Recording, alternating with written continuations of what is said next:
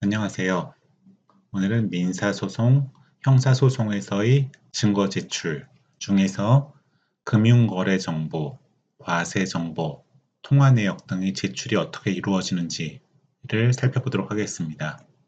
민사소송에서는 서류 같은 것들을 증거로 제출하는데 크게 네 가지 방법이 있습니다. 첫 번째로 민사소송법 345조의 문서제출명령, 두 번째로 민사소송법 352조의 문서송부 촉탁, 세 번째로 민사소송법 294조의 문서 등사본 송부 촉탁 및 조사의 촉탁이 있는데요. 문서 제출 명령은 주로 소송 상대방, 원고가 피고에게 또는 피고가 원고에게 하거나 아니면 제3자가 그 문서를 갖고 있는 경우에 제3자에 대해서 하고요. 문서 송부 촉탁은 인증 등본 송부 촉탁이라고도 불리는데요. 주로 법원의 재판 기록 또는 검찰의 수사 기록에 대해서 이걸 그대로 복사해서 달라고 요청할 때 이루어지고요. 그 다음에 문서 등사본 송부 촉탁은 공공기관이라든지 학교, 단체, 개인에 대해서 모두 다 할 수 있는데요. 그 공공기관이라든지 뭐 개인이 갖고 있는 문서의 등본이나 사본을 법원으로 보내달라라고 부탁하는 거. 그 다음에 핵심적인 내용들을 조사해서 보내달라라고 하는 조사의 촉탁이 있습니다. 이 294조의 문서 등사본 송부 촉탁과 조사의 촉탁을 합쳐서 사실조회라고 많이 부르고 있는데요. 이 사실조회는 민사소송법에 나오는 용어는 아닙니다. 그래서 크게 하나, 둘, 셋, 네 가지가 있고 이 앞에 세 가지는 문서 그 자체를 내거나 아니면 인증 등본 또는 사본을 내라고 부탁하는 거고요. 요거는 그 기관에서 또는 뭐 개인이 어떤 내용을 조사해서 거기에 해당되는 거를 잘 정리해서 보내라는 그런 내용입니다. 그런데 이 문서가 담고 있는 내용이라든지 아니면 조사해서 보내달라고 부탁하는 내용이 금융거래 정보 또는 과세 정보, 신용 정보일 경우에는 민사소송법의 이 일반 제도를 사용할 수가 없고요. 이 경우에는 왜냐하면 이 정보는 굉장히 민감한 정보이고 또 보호를 많이 해야 되기 때문에 이럴 경우에는 민사소송법 플러스 각 개별법에서 정하고 있는 특별한 제도를 이용해야 됩니다. 금융실명법은 금융거래정보 제출명령이라는 제도를 두고 있고요. 국세기본법이나 지방세법은 과세정보 제출명령이라는 제도를 따로 두고 있고요. 신용정보법은 신용정보 제출명령이라는 제도를 따로 두고 있습니다. 따라서 이런 것들을 포함하고 있는 문서라든지 조사에 대해서는 요 민사소송법 조항 갖고는 안 되고요. 이 개별법의 조항에 따라서 제출명령을 신청하고 법원이 제출명령을 해야지만 이런 정보를 얻을 수가 있습니다. 그리고 또 중요한 것이 이제 현대사회에서 가장 중요한 것이 이제 통화 내역이라든지 아니면 폰 가입자 정보인데요. 통화 내역은 이거에 못지않게 중요하기 때문에 역시 마찬가지로 통신비밀보호법에서 규정을 하고 있는데요. 통신비밀보호법 13조의 2에 보면은 통신사실 확인 자료 제공 요청이라는 것을 법원이 해야지만 통신사가 응해서 통화 내역을 증거로 보내줄 수 있게 되어 있습니다. 그리고 이제 폰 가입자 정보도 굉장히 중요한데요. 왜냐하면 상대방의 폰 번호만 아는 경우가 있을 수가 있습니다. 뭐 예를 들자면 휴대폰으로 뭐 음란 문자라든지 아니면 뭐 협박 문자가 오는데 이름도 알 수 없고 정체를 알 수 없고 오로지 전화번호만 알 수 있는 경우도 있고요. 그 다음에 이름이랑 폰 번호는 아는데 그 사람의 주소가 어딘지도 모르고 주민등록번호도 몰라서 그 사람한테 소장을 보낼 수가 없는 경우 그런 경우도 있습니다. 뭐 정 안 되면 나중에 결국 각하가 되게 되죠. 상대방이 누구지 알 수 없으니까요, 법원이.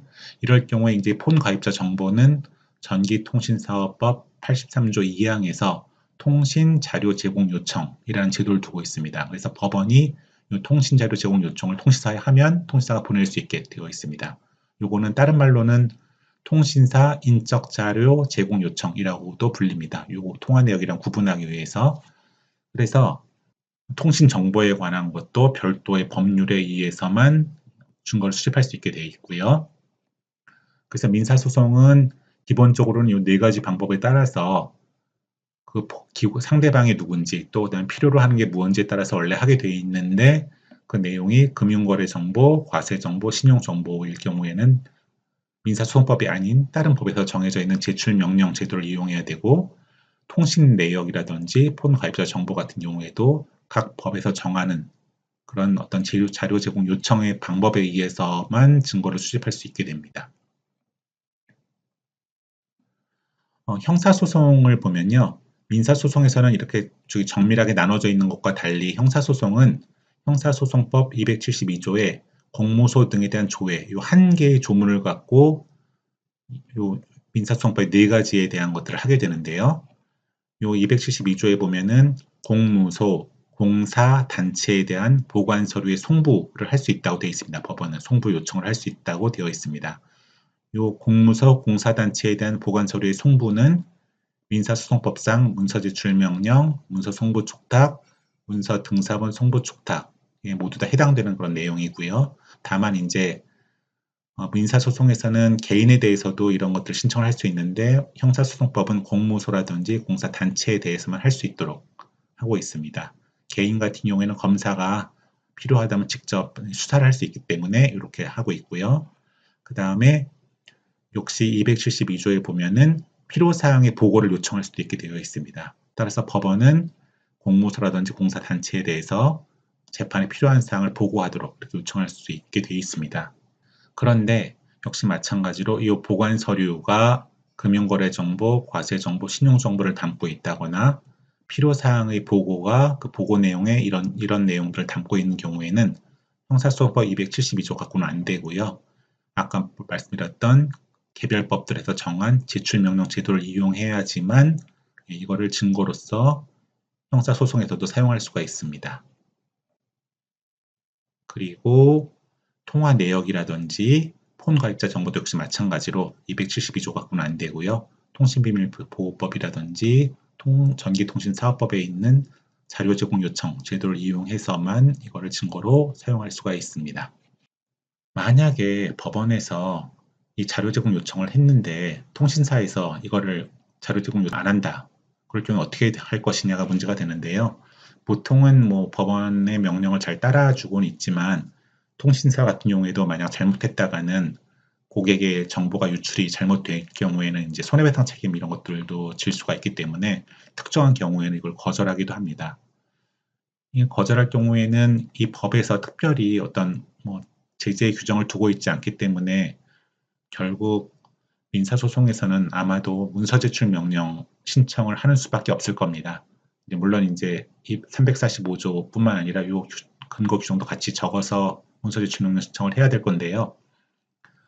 그러면 이제 문서제출 명령에 대해서는 제3자에 대한 문서제출 명령은 신문을 하고 과태료를 부과할 수 있기 때문에 만약 법원이 꼭 이걸 필요하다고 생각이 든다고 한다면 재판부에 따라 판단이 달라질 수는 있겠지만 문서제출 명령의 요건을 충족했다고 판단할 경우에는 이 문서제출 명령을 함으로써 과태료를 부과하는 간접적인 방법으로 이거를 확보할 수가 있을 겁니다.